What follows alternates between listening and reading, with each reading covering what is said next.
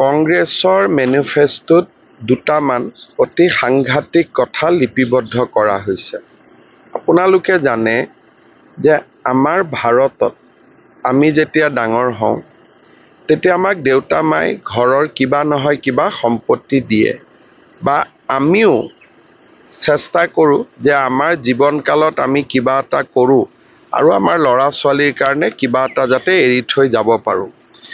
কংগ্ৰেছে কৈছে যে মোৰ দেউতাই যদি ল'ৰা ছোৱালীক কিবা মোক উপহাৰ দিয়ে, মাটি দিয়ে, সোণ দিয়ে, গাড়ী দিয়ে, তেতিয়াহ'লে সেই সম্পত্তিৰ মূল্যৰ 50% কৰ দিব লাগিব। সেইটো কোৱা হৈছে ইনহেৰিটেন্স টেক্স। তাৰমানে এগৰাকী মাকে যদি নিজৰ গহনা গাঁঠৰিখিনিও বোৱাৰীয়েক বা জীয়েকক দিয়ে, সেই গহনা গাঁঠৰিৰো 50% ইনহেৰিটেন্স টেক্স দিব লাগিব। আৰু এই টকাবোৰ তেওঁলোকে ক'ত খৰচ কৰিব আমি সকলোৱে জানো। এই কথাটো লৈ গোটেই ভাৰতত এটা বিতৰ্কৰ সৃষ্টি হৈছে।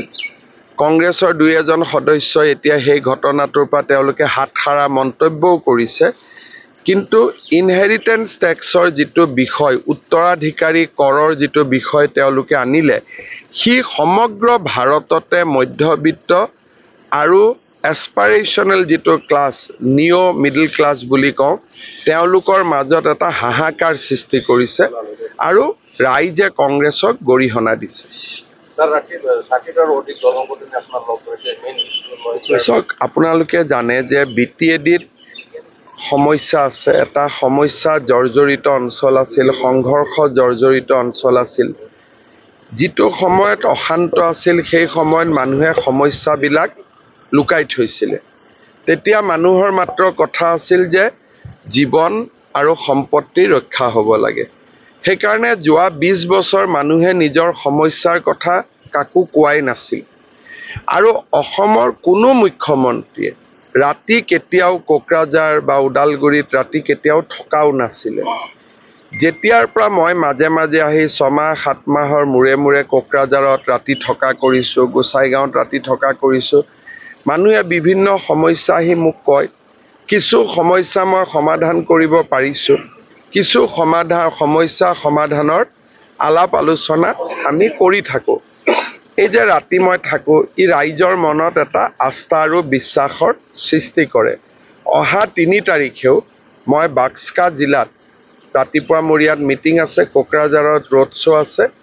ৰোড শ্ব' কৰি মই বাক্সা জিলাত ৰাতি থাকিম আৰু তাতো মই ৰাইজৰ অভাৱ অভিযোগ শুনিম। আৰু কোকৰাঝাৰতো ৰোড শ্ব' আছে, চালাকাটিতো মিটিং আছে। গতিকে 3 তাৰিখে মই আকৌ কোকৰাঝাৰত আহিম। নাড্ডা ডাঙৰীয়া আহি গ'ল, অমিত শ্বাহ ডাঙৰীয়া আজি আহিছে, মোদী ডাঙৰীয়া কেইদিনমান আগতে আহি গ'ল। গতিকে বাকী আৰু প্ৰমোদ বড়ো থাকিব, অশোক সিংঘাল আছে ইয়াতে, পীযুষ হাজৰিকা থাকিব। 3জনে চলাই ল'ব।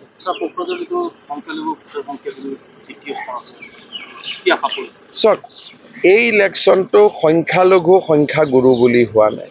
সকলোৱে বিজেপিক ভোট দিছে। কৰিমগঞ্জ আমি জিকিম, সংখ্যালঘুৱেও ভোট দিছে, সংখ্যাগুৰুৱে ভোট দিছে।